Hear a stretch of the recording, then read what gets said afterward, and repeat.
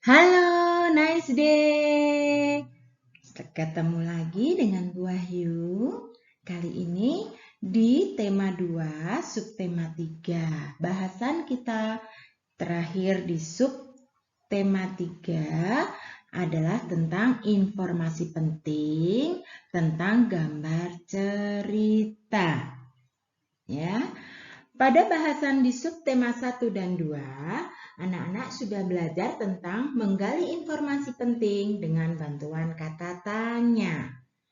Nah, untuk pertemuan kita kali ini, Bu Wahyu akan mengajak anak-anak untuk menemukan informasi penting tentang gambar cerita. Yuk kita bahas bersama-sama. Anak-anak, masih ingat apa itu informasi penting? Ya, tentunya kalian sudah paham ya dan mengerti tentang pengertian informasi penting. Tapi Bu Wahyu akan mengulang kembali ya. Informasi penting merupakan sekumpulan fakta yang menggambarkan sebuah peristiwa yang bermanfaat untuk kita ketahui atau untuk kita pahami. Pada bahasan lalu, untuk mencari informasi penting dapat kita gali dengan bantuan kata tanya. Nah, di subtema 3 ini, informasi penting kita coba buat dengan melihat sebuah gambar cerita. Apa itu gambar cerita? Gambar cerita merupakan gambar yang menjelaskan tentang sebuah cerita atau peristiwa ataupun kejadian yang ingin kita ketahui. Gambar cerita sering terdapat pada buku, cerita, dan komik. Apakah kalian sudah pernah melihat atau membaca cerita bergambar atau komik? Ya, tentunya sudah ya anak-anak. Tapi kalau kalian lupa atau belum, kalian bisa loh dibuka buku LKS-nya pada halaman 77. Yuk kita pelajari selanjutnya. Langkah-langkah membuat gambar cerita. Kalian dapat membuat gambar cerita dan melakukannya dengan baik dengan langkah-langkah sebagai berikut. Yang pertama, persiapan alat dan bahan. Dalam persiapan alat dan bahan, tentunya kita sudah tentukan tema gambar cerita yang akan kita buat.